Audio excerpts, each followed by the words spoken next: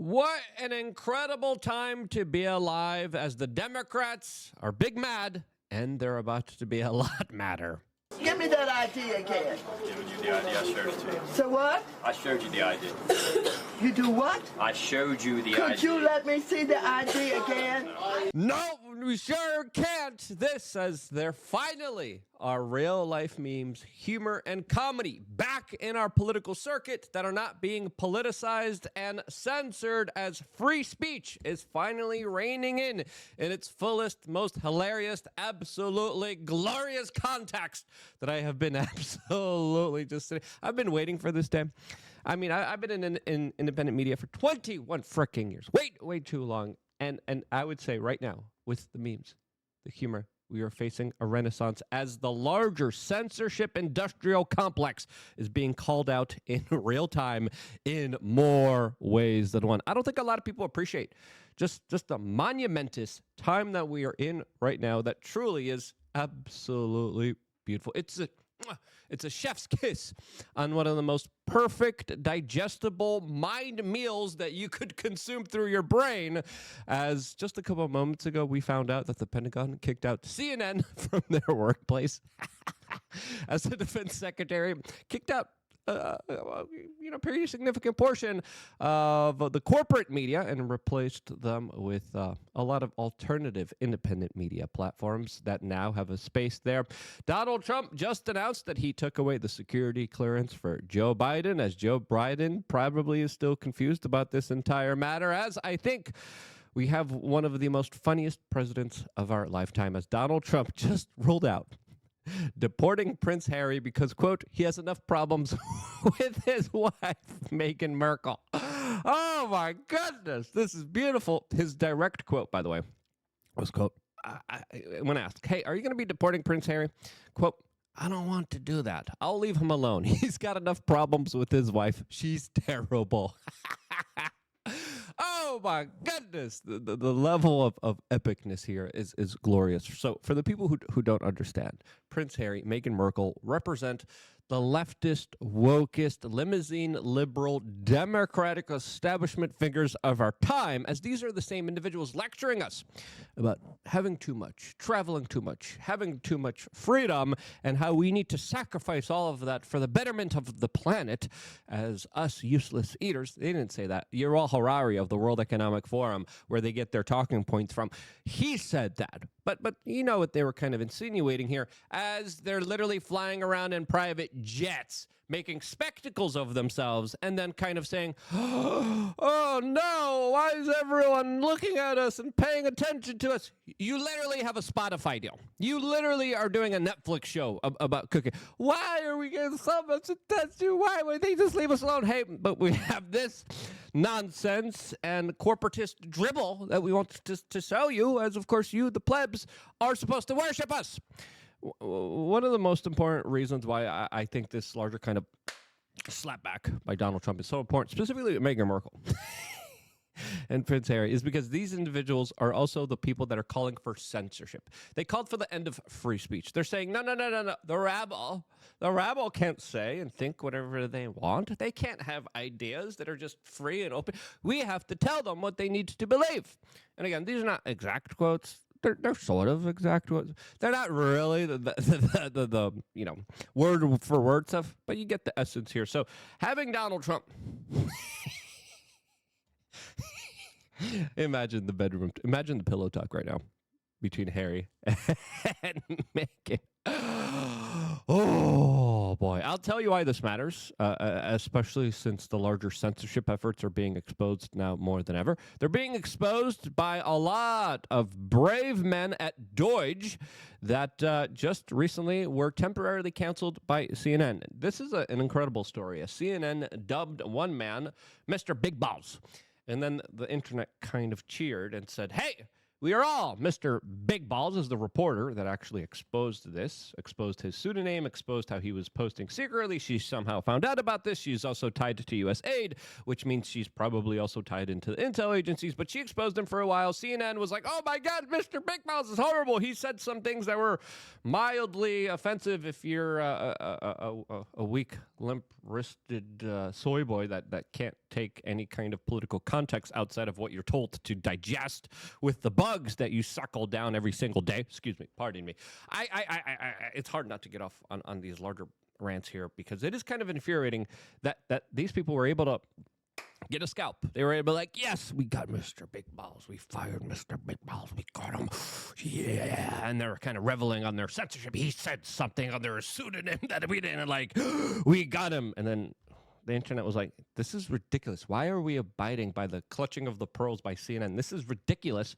Elon Musk looked into it and said, no, we're going to rehire him. Donald Trump was just asked about Mr. Big Balls. We're not saying Mr. Big Balls, but this is what he had to say specifically about the Doge engineer that was temporarily fired for inappropriate posts. Cutting effort. One of the Doge engineers was fired for some inappropriate posts. The vice president says, bring him back.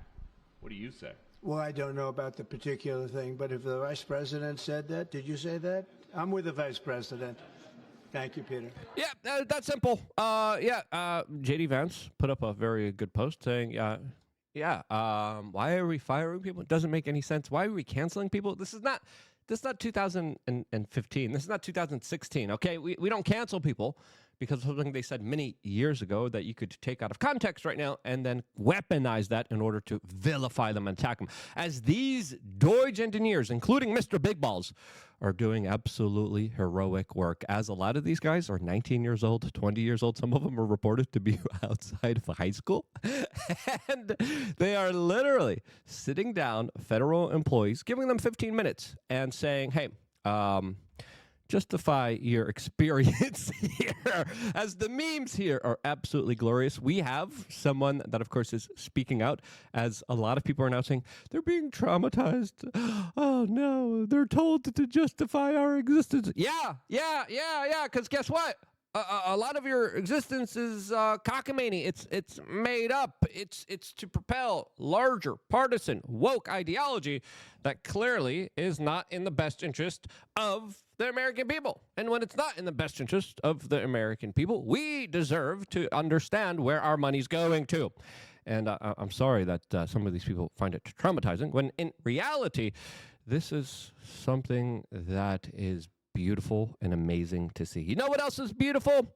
Some good non-microplastic free tea that you could get exclusively on wearechange.shop. We just launched a new company. We've been working really hard since, the IRS took almost everything I freaking had last October and then tried to put me in perpetual debt and slavery to them, like all of us are constantly kind of living in. So I was like, hey, I gotta work something out here.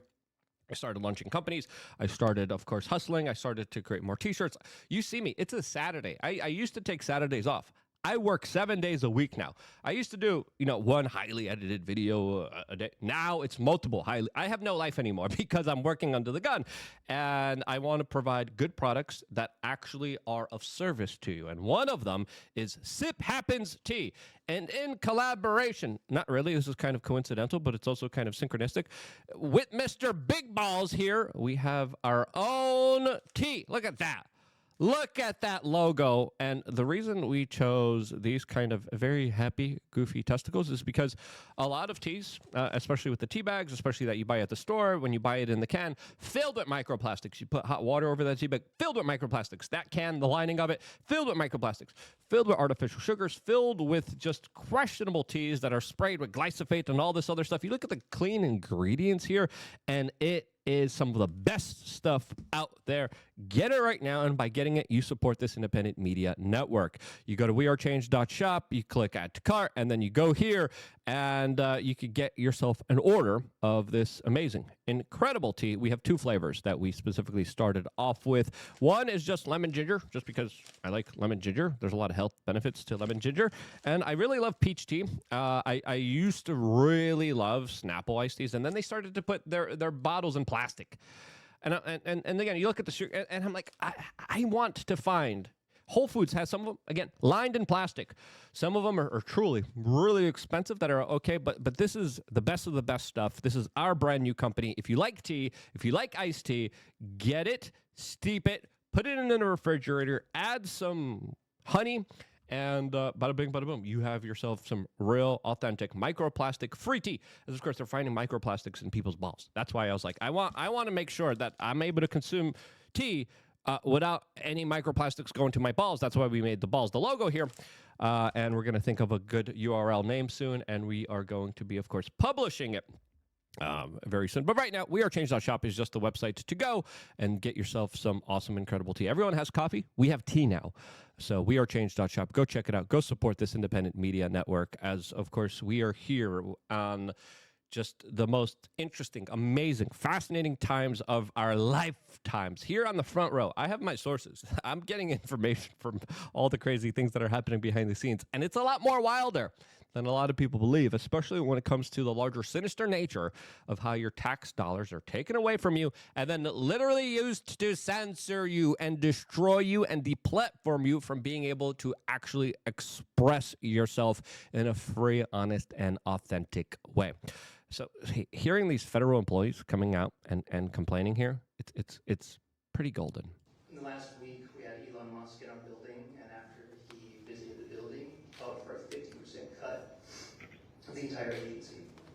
My colleagues are getting 15-minute one-on-one check-ins with 19, 20, and 21-year-old college graduates asking to justify their existence.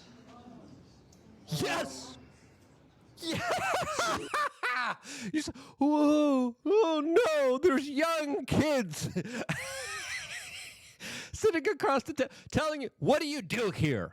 And this is the most perfect, beautiful scene that we have seen from Office Space, now kind of normalized with modern traditions, with the broccoli hair, young individuals. Oh boy, this is incredible. This is something beautiful. I specifically would love to see some of this, just documented in its fullest extent here. But yeah, why are you there? Why are you worthy of our tax dollars? This is a question that has never been asked to the federal government. Now it finally is, as we're finding out more and more that these people that are being fired, that are being laid off, were playing a major role in destroying the First Amendment of the United States. As we're finding out, USAID was funding media CEOs that were caught pushing censorship. And there was an active protocol here to push censorship in collaboration with the World Economic Forum, in collaboration with USAID, as they were creating, quote, exclusion lists and going to advertisers and saying, hey, these platforms, Twitter, Rumble, Truth Social, Parler, all these other, you can't advertise with them because they're not playing ball with us. They're not good like we are. They're not abiding by their social credit score. They're not promoting the globalist, woke, LGBTQ agenda. You have to destroy them. And they received huge sums of money to destroy private businesses and enterprise that were just simply speaking political ideas that they didn't like. Mike Benz is connecting a lot of the dots here. He says, now I want you to listen to me very closely. When the CEO of USAID's interviewed pressured advertisers to create exclusion lists to only fund approved news sources, she was carrying out USAID's formal policy goal to have USAID partner to do advertiser outreach to redirecting funds. This is something that was implemented. This is something that was carried out. And I know multiple people in the industry that specifically are saying, yeah, we were working and we had a good deal. And then that deal was just tanked. And we were told that we were just not allowed to work with certain companies. And who is creating that list? Who is organizing this larger kind of censorship, this kind of stifling of free speech, the destruction of our kind of larger capitalistic country that should allow free enterprise to thrive? It was an underhanded effort by the CIA slush fund, USAID, that was working behind the scenes in order to destroy our ability to even communicate with each other honestly, freely, and openly. This is next level criminality that finally is being exposed here, and I cannot tell you enough how happy I am that the funds are being cut. The individuals who participated in destroying the First Amendment of this country, because it's a big one. And I was warning about this ever since 2006. Ever since YouTube was gobbled up by Google, I was like, hey, you could look at this channel. Look at We Are Change. Go back to our videos many, many years ago, and you could see us warning, hey, there's going to be a deliberate attack on free speech. There was. There's a very significant one. We were one of the first channels to be demonetized. We have dealt with a lot of underhanded, unfair business practices against us, predominantly because we just like to ask questions. We like to connect the dots. We like to look at documents. We like to prove that a lot of the things that they were trying to get you to kind of believe and be psyoped in weren't right for you on a one-on-one individual basis. We were telling you, hey, we need critical thinking here. We need to actually examine the evidence in front of our own eyes and ears. And they said, you crazy conspiracy theorist. How dare you? And along with the World Economic Forum, along with USAID, along with the CIA, along with all of these other kind of sinister organizations, and again, this is 1% of the budget. You're just scratching the surface here. Wait until you find out about the Pentagon psyops. Wait until you find out when Elon Musk and Deutsche get into the coffers of what is representing to nearly 40% of the U.S. budget, and that is our defense spending. Wait until you find out where a lot of the slush funds, a lot of the kickbacks go with U.S. Medicare and Medicaid. Wait until you find out where a lot of our money is just being absolutely squandered away. This is week two. This is week 2 of the Trump administration, and I would say it's one of the best 2 weeks when it comes to governance, I would say, ever. Donald Trump, Elon Musk, on par. Again, H-1B visas, I don't even care about that, all right? I'm only for, listen, this work, this godly important work of finally checking the receipts here, of finally looking through it, of saying, whoa, you guys are criminals. You guys are doing absolutely awful, illegal stuff. It ends now. And it's not just them filling their coffers. It's them making sure that other people cannot exist in a free market. It's making sure that if you express something that they just don't like or they're offended by, you get destroyed. You get debanked. You get obliterated by their larger monopoly of control. That monopoly of control, the weapons that they have wielded against us for the past many years, it's over. And when that happens, the playing field is leveled. I think this is going to, of course, be the final nail in the coffin of the corporate media that was taking U.S. aid funding.